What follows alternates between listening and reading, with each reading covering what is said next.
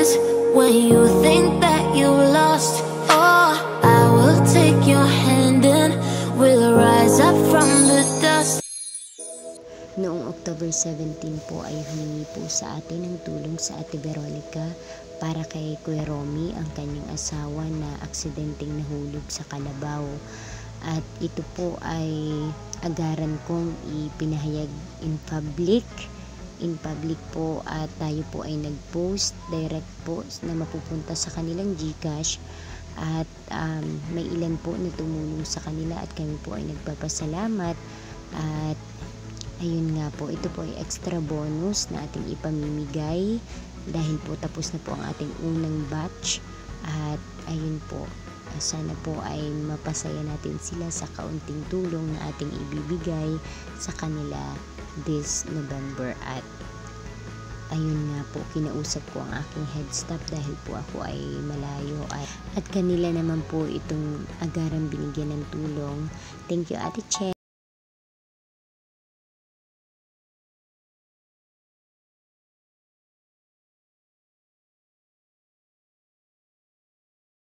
Po sa inyong lahat. Ngayon, after election, syempre may tutulungan na naman tayong kapwa natin dito sa Tamisan mula sa Purok 3. So, mamaya po, mapunta ko sa bahay nila and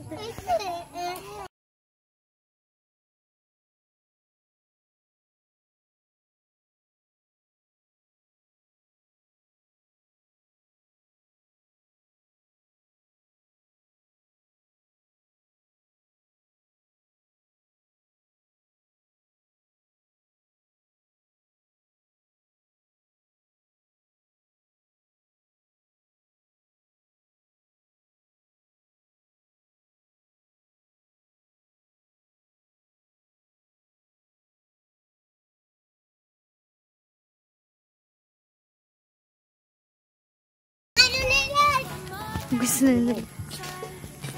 Hi! Queen! Yeah! Oh my God, ang tagadala nating mag-ina. Galit na naman si Light.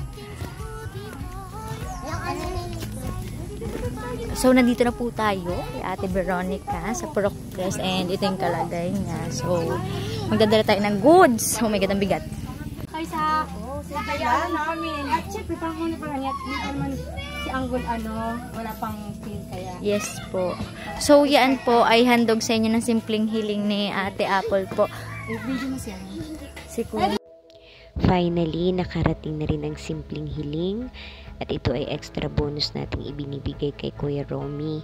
At ako ay natutuwa dahil medyo okay na siya compare noong last October 17 na pinasa ni Ate Veron sa akin through picture, and nakita nyo naman sobra siyang masaya na nakapunta tayo sa kanila.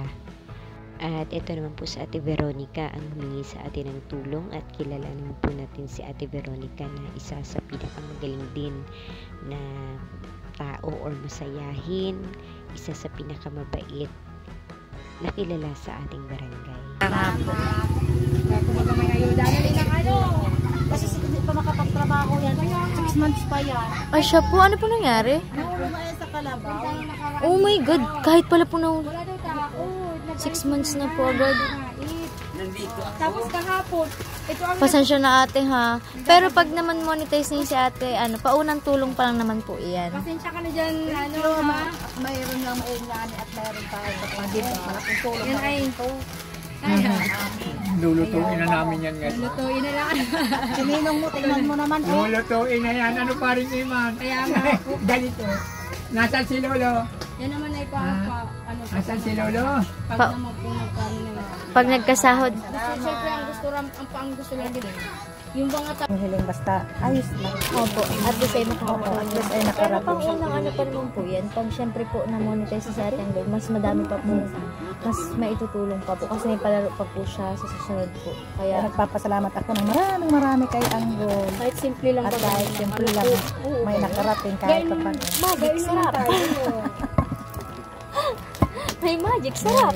Sarap po. Magic O, sarap. kompleto o Ano maluto na lang ako, naglagay-lagay niya. Laki ni Bim. Kape. Para sa Wala naman kasi. may tinapay pa. Ay, Anggol. Salamat sa iniling ko sa iyo at kahit pa paano natulungan mo rin ako. Kasi ilang buwan pa bago magkatrabaho si Kuya Romy mo. 6 na buwan pa siya bago magkatrabaho. Tapos ang eskwela ko pa kasi, ang high school ko 3. Saan mo naman ako makuha ng araw-araw ay pamasahe. Kaya sana Sanggol ang pagtulong mo sa akin. At pasalamatan ko maraming ha. Thank you. Anong na buwan pa kasi? Maga-aga, tama yung paan niya maga. So, ito po si Kuya dahil na-accident na siya sa pagkahulog niya sa kalabas. Isang buwan na siya.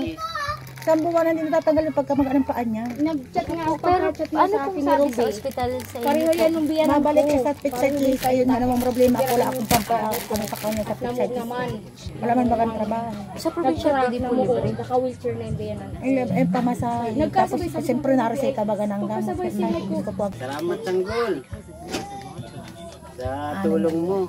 Anim na buwan niya makakapagtrabaho. Sana Eskwela ko ang baon araw-araw. matulungan mo pa ulit. Yun lang, salamat. Yun. So, salamat daw, Ate Apple. Mabuhay! Simpleng hiling! Ayan, very successful naman po ang ating pagbisita kila Ate Veronica at kay Kuya Romy. Ayan, nakikita nga po natin si Ate Veronica ay very appreciative at talagang nararamdaman ko yung kanyang kagustuhan na matulungan yung kanyang asawa, yung pagmamahal niya kay Kuya Romy. Talaga namang na-inspire ako doon. Alam mo yung kahit napakasimple lang ng kanilang pamumuhay, pero dahil sila ay tapat at tunay na nagmamahalan, lahat nagiging posible, lahat nagiging magaan, 'di ba? Kapag nagtutulungan ang isang magka-partner, ang isang mag-asawa, at nakita ko naman sa kanila na talagang they are very grateful sa blessings na kanilang natanggap. At gusto ko magpasalamat kay Baby Mickey at kay ate na talaga namang nagpasaya at tumulong sa kanila. So tayo po ay nagbigay ng 3 kilong bigas at mga ilang goods kasi po ayun, ito po ay extra bonus lamang. At I am very happy kasi napasaya po natin sila. At malay mo susunod, diba? Maulit po uli. Kaya sana po ay patuloy niyo pong suportahan ang ating simpleng hiling. I love you guys.